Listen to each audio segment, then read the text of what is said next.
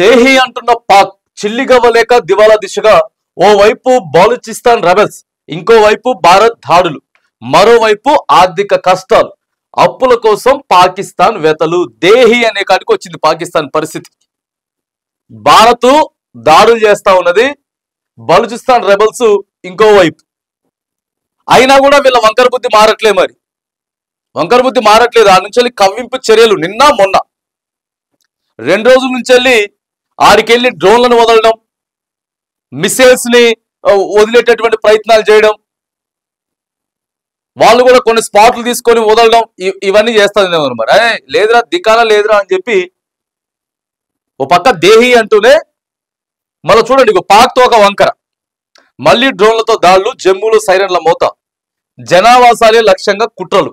పాక్ దాడుల నేపథ్యంలో ప్రధాని వరుస సమీక్షలు, ముందు త్రివిధ దళాధిపతులతో భేటీ, సరిహద్దులు విమానాశ్రయాల భద్రతపై సమీక్ష, జయశంకర్ అజిత్ దోవల్తో సమావేశం, జమ్మూలో పాక్ డ్రోన్ దాడులపై చర్చ, పాకిస్తాన్ తప్పుడు ప్రచారంపై విదేశాంగ ఆగ్రహం, మత విద్వేషాలు రెచ్చగొడుతుందన్న విక్రమ్ మిశ్రీ, టర్రీ డ్రోన్లతో దాడులు చేస్తుందన్నటువంటి కల్నల్ సోఫియా. నిన్న ఒక తెలుగు జవాన్ కూడా మృతి చెందిండ్రు. ఒకరు కాదు ఇద్దరు నిన్న జవాన్లు, ఒక తెలుగు జవాన్ మన దగ్గర.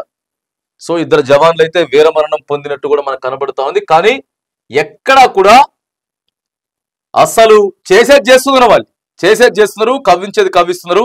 ప్రధాని మోదీ గారు వరుసగా మరి సైనిక బృందం ఏదైతే ఉందో ఆ బృందాలకు సంబంధించినటువంటి పెద్దలతోటి మాట్లాడుతున్నటువంటి సందర్భం, ఎప్పటికప్పటికి సమీక్ష అయితే నిర్వహిస్తూనే ఉన్నారు.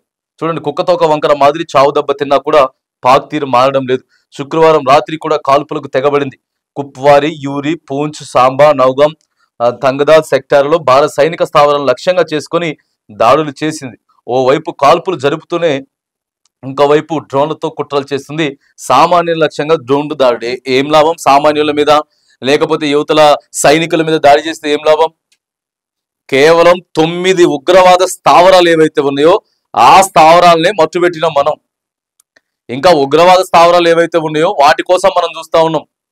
సామాన్యులకి కానీ లేకపోతే అక్కడ ఉన్నటువంటి సైన్యానికి కానీ ఎటువంటి ఇబ్బంది మనం చేయలేదు. కానీ చూడండి ఎట్లా చేస్తా ఉన్నారు. సామాన్యులే ఉగ్రవాదులే లక్ష్యంగా ఇలా కవ్వింపు చర్యలకి రెచ్చగొడుతున్నటువంటి పరిస్థితి పాకిస్తాన్ కనపడతా ఉంది. అయినా కూడా ఎక్కడ తగ్గేది లేదు. ఇక ఐపీఎల్ ఏదైతే ఉందో ఐపీఎల్ ని మాత్రానికి కొన్ని రోజులు అయితే వాయిదా వేసినట్టు నిన్న బీసీసీఐ కూడా ప్రకటించింది. అది మనం చూసినాం. మళ్ళీ రీషెడ్యూల్ ఇదంతా కూడా కొంత మరి ప్రశాంతమైనటువంటి వాతావరణంలోకి పీస్ఫుల్లోకి వెళ్ళిన తర్వాత మళ్ళీ నిర్వహించుకునేటటువంటి కార్యక్రమం కూడా చేస్తామని చెప్పి బీసీసీఐ అయితే నిన్న ప్రకటించింది. ఇక అందరూ అన్ని రాజకీయ పార్టీలు సంఘీభావం అయితే ప్రకటిస్తా ఉన్నారు. ఏదైతే సింధూర్ 2 ఉందో ఆపరేషన్ సింధూర్ 2కు గాను, ఆ తర్వాత జవాన్లందరికీ కూడా మద్దతుగా, చనిపోయినటువంటి జవాన్ల కుటుంబానికి మరి మద్దతుగా సంఘీభావం తెలుపుతున్నటువంటి సందర్భం కూడా మనం చూస్తా ఉన్నాం. మరి గత 2 రోజులుగా పాక్ అయితే కవ్వింపు చర్యలకు పాల్పడుతా ఉన్నది. వాటిని తిప్పికొట్టేటటువంటి సమర్థవంతంగా తిప్పికొట్టే ప్రయత్నం అయితే మరి భారత్ అయితే చేస్తా ఉన్నది. ఇంకా అక్కడ ఉద్రిక్తకరమైనటువంటి పరిస్థితులు, కొంత టెన్షన్ వాతావరణం అయితే ఉన్నటువంటి సందర్భంలో మరి పాక్ ఇలా మరి ఎట్లా అక్కడ నుంచి ఇంకా కవ్వింపు చర్యలకు పాల్పడుతుందా, ఏం జరగబోతా ఉంది. కానీ ప్రతి దానికి కూడా తిప్పికొట్టడానికి సైన్యం సిద్ధంగా ఉంది. ఎవ్రీ సెకండ్ ఎవ్రీ మూమెంట్ సైన్యం అయితే సిద్ధంగా ఉంది. వాళ్ళందరికీ కూడా తోడ్పాటు, కేంద్ర ప్రభుత్వానికి సైన్యానికి కూడా తోడ్పాటు అందించాల్సినటువంటి పరిస్థితి. మనం అందరూ కూడా ఏకతాటిపైకి అయితే వచ్చిండ్రు. ఏకతాటిపైకి వచ్చి 140 కోట్ల ప్రజానికం, భారతదేశ ప్రజలంతా కూడా మరి మద్దతు తెలుపుతున్నటువంటి సందర్భాలు కూడా మనం చూస్తా ఉన్నాం.